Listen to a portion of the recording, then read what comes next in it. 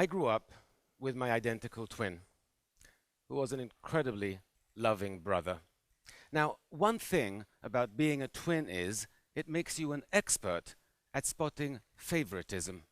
If his cookie was even slightly bigger than my cookie, I had questions. And clearly, I wasn't starving. When I became a psychologist, I began to notice favoritism of a different kind. And that is how much more we value the body than we do the mind. I spent 9 years at university earning my doctorate in psychology, and I can't tell you how many people look at my business card and say, "Oh, a psychologist, so not a real doctor." As if it should say that on my card.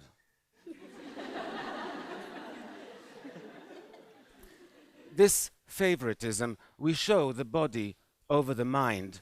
I see it everywhere. I recently was at a friend's house and their 5-year-old was getting ready for bed. He was standing on a stool by the sink brushing his teeth when he slipped and scratched his leg on the stool when he fell. He cried for a minute, but then he got back up, got back on the stool, and reached out for a box of Band-Aids to put one on his cut. Now, this kid could barely tie his shoelaces, but he knew you have to cover a cut so it doesn't become infected, and you have to care for your teeth by brushing twice a day. We all know how to maintain our physical health and how to practice dental hygiene, right? We know it since we were 5 years old. But what do we know about maintaining our psychological health? Well, nothing. What do we teach our children about emotional hygiene? Nothing. How is it we spend more time taking care of our teeth than we do our minds? Why is it our physical health is so much more important to us than our psychological health? You know, we sustain psychological injuries even more often than we do physical ones, injuries like failure or rejection or loneliness. And they can also get worse if we ignore them, and they can impact our lives in dramatic ways.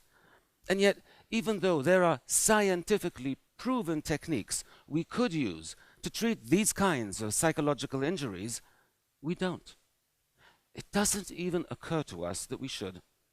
"Oh, you're feeling depressed. Just shake it off. It's all in your head."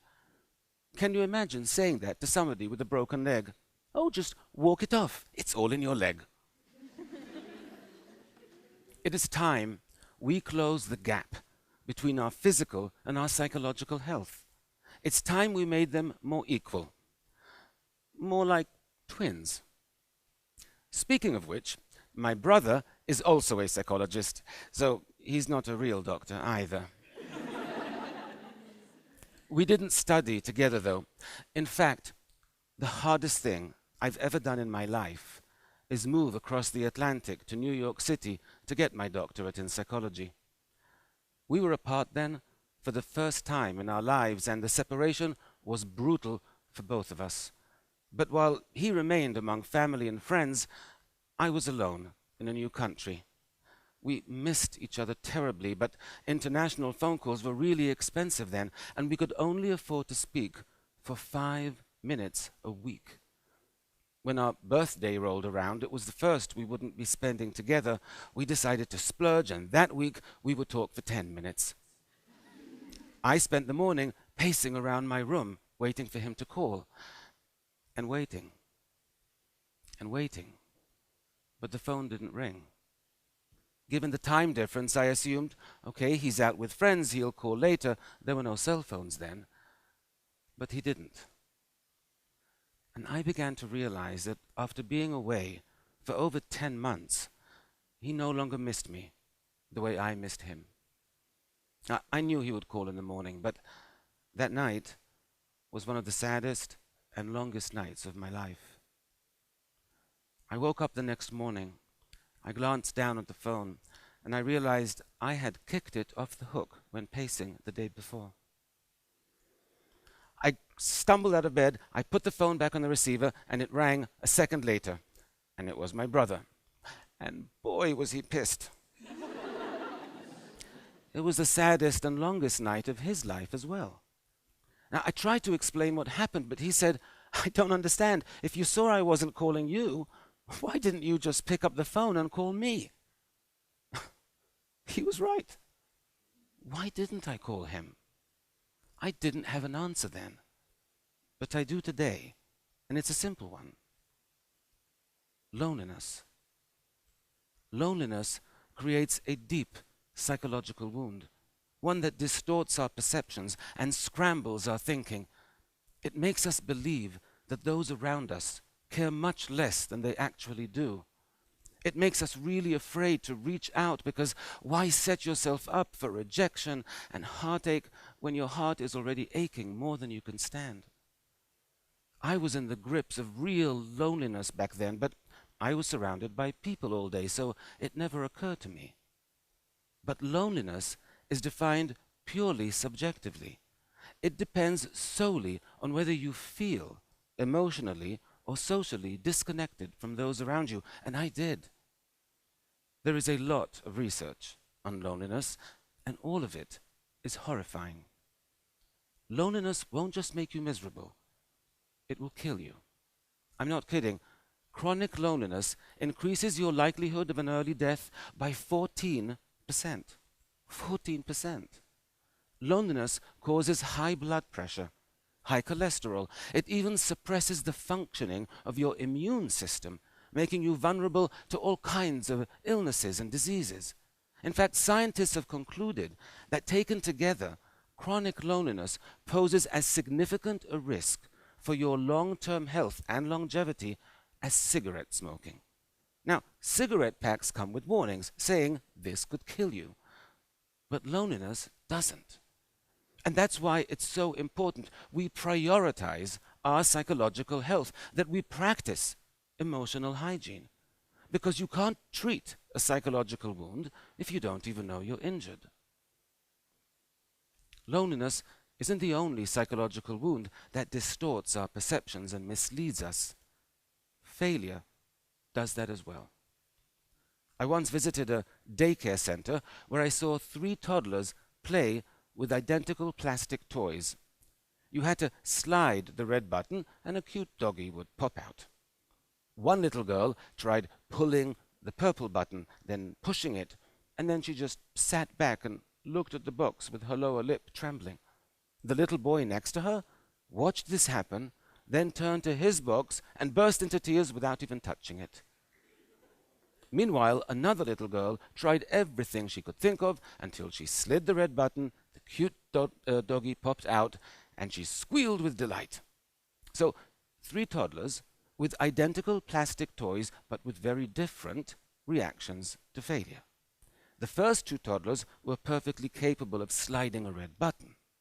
The only thing that prevented them from succeeding was their mind tricked them into believing they could not. Now, adults get tricked this way as well all the time. In fact, we all have a default set of feelings and beliefs that gets triggered whenever we encounter frustrations and setbacks. Are you aware of how your mind reacts to failure? You need to be. Because if your mind tries to convince you you're incapable of something and you believe it, then like those 2 toddlers, you'll begin to feel helpless and you'll stop trying too soon, or you won't even try at all. And then you'll be even more convinced you can't succeed. You see, that's why so many people function below their actual potential. Because somewhere along the way, sometimes a single failure convinced them that they couldn't succeed, and they believed it. Once we become convinced of something, it's very difficult to change our mind. I learned that lesson the hard way when I was a teenager with my brother. We were driving with friends down a dark road at night when a police car stopped us. There had been a robbery in the area and they were looking for suspects. The officer approached the car and he shined his flashlight on the driver, then on my brother in the front seat, and then on me, and his eyes opened wide and he said, "Where have I seen your face before?" And I said, "In the front seat." But that made no sense to him whatsoever, so now he thought I was on drugs. So he drags me out of the car, he searches me, he marches me over to the police car, and only when he verified I don't have a police record could I show him I had a twin in the front seat. But even as we were driving away, you could see by the look on his face, he was convinced that I was getting away with something. Our mind is hard to change once we become convinced. So it might be very natural to feel demoralized and defeated after you fail, but you cannot allow yourself to become convinced you can't succeed. You have to fight feelings of helplessness. You have to gain control over the situation. And you have to break this kind of negative cycle before it begins. Our minds and our feelings, they're not the trustworthy friends we thought they were. They're more like a really moody friend who can be totally supportive one minute and really unpleasant the next. I once worked with this woman who, after 20 years of marriage and an extremely ugly divorce, was finally ready for her first date. She had met this guy online, and he seemed nice, and he seemed successful, and most importantly, he seemed really into her. So she was very excited. She bought a new dress, and they met at an upscale New York City bar for a drink. 10 minutes into the date, the man stands up and says, "I'm not interested," and walks out. Rejection is extremely painful. The woman was so hurt she couldn't move. All she could do was call a friend. And here's what the friend said. "Well, what do you expect? You have big hips, you have nothing interesting to say.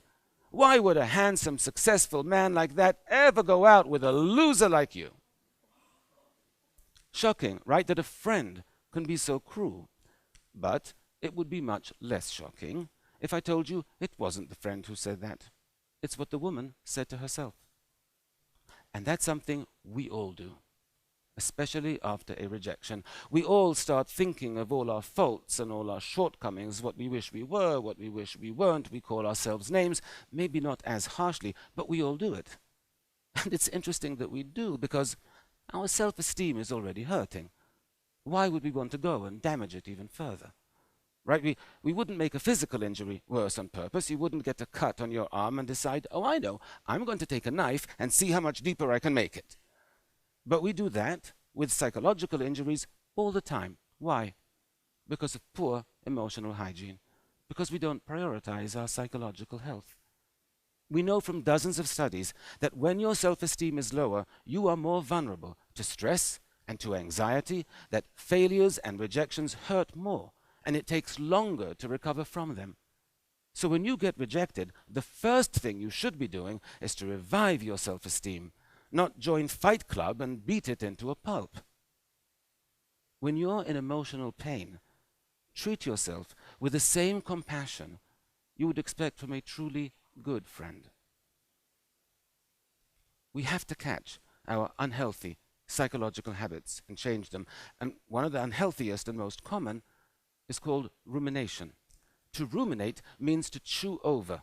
It's when your boss yells at you, or your professor makes you feel stupid in class, or you have a big fight with a friend, and you just can't stop replaying the scene in your head for days, sometimes for weeks on end. Now, ruminating about upsetting events in this way can easily become a habit, and it's a very costly one. Because by spending so much time focused on upsetting and negative thoughts, you are actually putting yourself at significant risk for developing clinical depression, alcoholism, eating disorders, and even cardiovascular disease. The problem is, the urge to ruminate can feel really strong and really important, so it's a difficult habit to stop. I know this for a fact, because a little over a year ago, I developed the habit myself. You see, my twin brother was diagnosed with stage 3 non-Hodgkin's lymphoma. His cancer was extremely aggressive. He had visible tumors all over his body. And he had to start a harsh course of chemotherapy. And I couldn't stop thinking about what he was going through. I couldn't stop thinking about how much he was suffering. Even though he never complained. Not once. He had this incredibly positive attitude. His psychological health was amazing. I was physically healthy, but psychologically I was a mess. But I knew what to do. Studies tell us that even a 2-minute distraction is sufficient to break the urge to ruminate in that moment. And so each time I had a worrying, upsetting, negative thought, I forced myself to concentrate on something else until the urge passed. And within 1 week, my whole outlook changed and became more positive and more hopeful. 9 weeks after he started chemotherapy, my brother had a CAT scan, and I was by his side when he got the results. All the tumors were gone. He still had 3 more rounds of chemotherapy to go, but we knew he would recover. This picture was taken 2 weeks ago. By taking action when you're lonely, by changing your responses to failure, by protecting your self-esteem, by battling negative thinking, you won't just heal your psychological wounds. You will build emotional resilience. You will thrive. You know, 100 years ago, people began practicing personal hygiene, and life expectancy rates rose by over 50% in just a matter of decades. I believe our quality of life could rise just as dramatically if we all began practicing emotional hygiene. Can you imagine? Can you imagine what the world would be like if everyone were psychologically healthier? If there were less loneliness and less depression? If people knew how to overcome failure? If they felt better about themselves and more empowered? If they were happier and more fulfilled? I can, because that's the world I want to live in. And that's the world my brother wants to live in as well. And if you just become informed and change a few simple habits, well, that's the world we can all live in. Thank you very much.